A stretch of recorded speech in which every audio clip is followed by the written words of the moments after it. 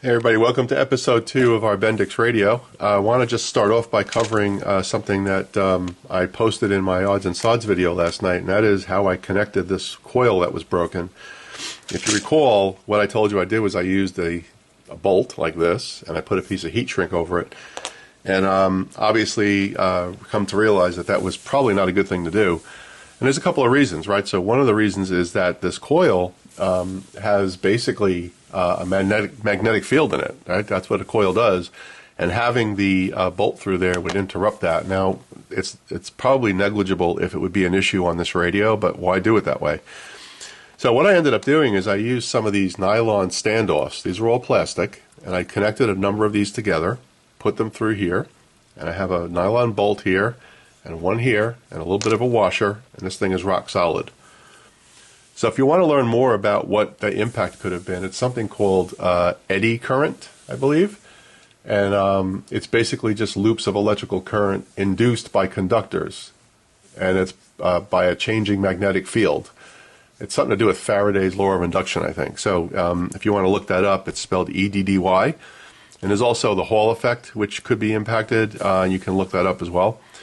But we're good to go here. So this is now secure. So I've done an initial alignment on the radio, and I want to just connect it now to antenna, and let's see what we get. So we're gonna set that up, and we'll be right back.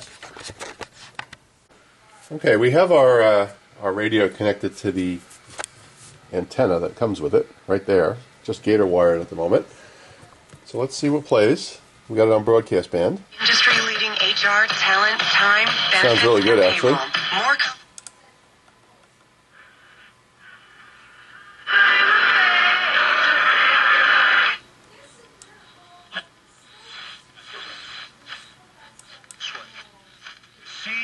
a crown which is life.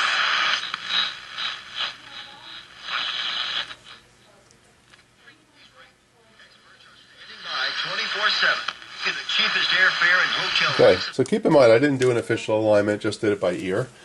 So next thing is going to be to do the official alignment on this thing. And I've got the instructions right here, which we're going to follow. I'm not going to do it on camera. But it basically there's an alignment procedure for broadcast, marine, and air. And I'm not even sure if there's anything on those other bands, honestly, but we'll find out. And I think we'll be able to call the radio done. So I know Bill wanted to hear it playing, so here it is. For me, a crown which is righteousness, which the Lord the righteous. So I don't think there's any reason to show you the alignment. We'll just come back when it's done. We're going to work on the case and get the case all fixed, but this is the radio. It's working great. All right? And our coil's all fixed. Okay, everybody, take care. So here we're working on our signal generator. I've had this one for a while, and I don't know if you remember the series I had with that Crossley radio. The series was the Crossley 124, I think. And if you remember, the intermediate frequency on that radio was, I think, 145 or 155. And this signal generator wasn't working in the lower band, right here, which is 100 to 300. Nothing was coming out of it. So I wasn't able to align it properly because I didn't have a signal generator, so I had to buy another one. So, well, I've taken the time now to take this one apart and look at it and figure out what was wrong with it. So let me show you what I found, and then I also found something else. So let me show you what was broken first. Be back. So here's what was wrong. So let's see if we can get a close-up of this so you can see it. I'm doing this by hand here. So if you look right here, this little connector is supposed to be attached to the cardboard, but it's not. It's been ripped off. So I also found that this little thin hair wire here was not connected, so I soldered it, and now the band works well. So that's all it was. It was probably that way from the day I bought it. Never tested that low frequency before. So that's fixed. But we found another problem, that the signal generator itself is not aligned correctly. So let me show you how we do that. Alright, so it's simple enough, right? You take your frequency counter. I have one of those Heath kits. I think it's an IM2410. And you connect it directly to the output of the signal generator. This is how I do it. And let's go on the lower band. I'm going to turn on the power. Now I've already adjusted this, so it's going to be pretty close. and right there should be 100, right about there.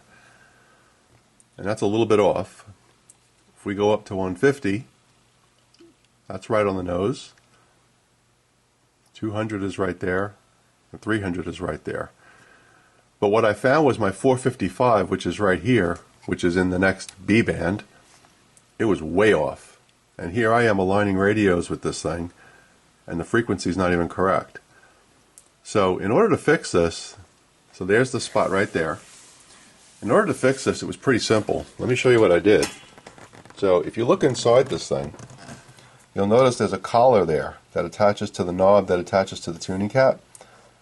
You just have to back those screws off just a tiny little bit and play with the adjustment until you get it right, and then tighten them down. And it's not scientific, but at least I know what I'm reading out of the generator itself is 455. And that's exactly what I'm looking for, right? This is nothing scientific here, and I'm sure some of you guys have a better way to do this. This is how I did it. And just to double check myself, so let's take a look here. We're currently at 455. What we're going to do is we're going to throw this on the scope. Let's see what the oscilloscope says. My oscilloscope has frequency counting in it. So let's connect that up.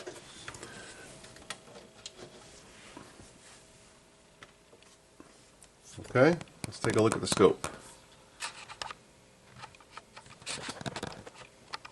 And you'll see right there, frequency. It's drifting a little bit, but it's right around 455. So I know that my frequency counter is good. I know that I have this thing aligned correctly, and I know that everything is where it needs to be now. So now I can put this signal generator back in service. Okay? Just a little tip for you. Just make sure you be careful when you're in there with a screwdriver, right? You don't want to mess around. And, you know, it's not going to be scientific, this thing, but it's going to be close enough. Let's see what else we have. Okay, here's our Bendix radio. We have it back in the case. A couple things you'll notice here is I put some quick disconnects on the antenna connections. That makes it really easy to take the thing out and service it. I also have a problem with this antenna here. This loop antenna, it's actually coming apart. So I have to secure that so that it doesn't unwind and get caught up in here. And you can hear the radio plays. This is the broadcast band. Let's just tune around a little bit.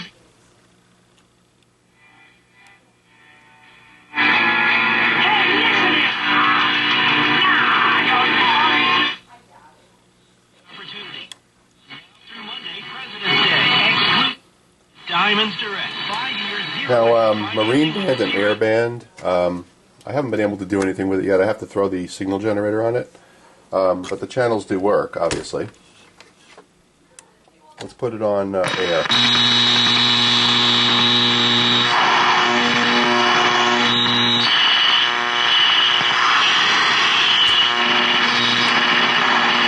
That's air. It wants to pick up something, but it's not working yet. But we'll get it there. And then Marine Band, we have to do that as well. So we're in pretty good shape here with this thing. We just powered it off, and we're going to close this up, just like that, and I'm going to fix that antenna so that we don't have a problem. So we're getting close. Be back. Okay, what we've done with the antenna is I've simply just put some tape around here to keep the strands where they need to be, and that will secure it for now until I think about what I'm going to do going forward. And one other thing I did, there is a battery connection on this thing which we're not going to use, so I put a rubber grommet around it because we don't want those pins shorting out anywhere in the case, just flopping around like that. So we're good. We're going to close this thing up like so. And the way that this latches, let's see, you pull that forward, and you pull these pins forward, and it locks in. And then I'm going to go like this. We're plugged in. Let's open that up. Take a look at it. All right, let's power it up. Takes a bit to warm up. Let's shut that light. Put it in broadcast band. Let's see.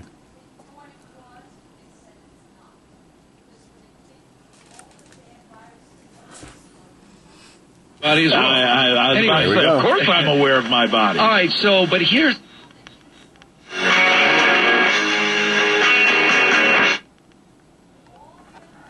What he did, especially the baseball union is the most powerful of all the players.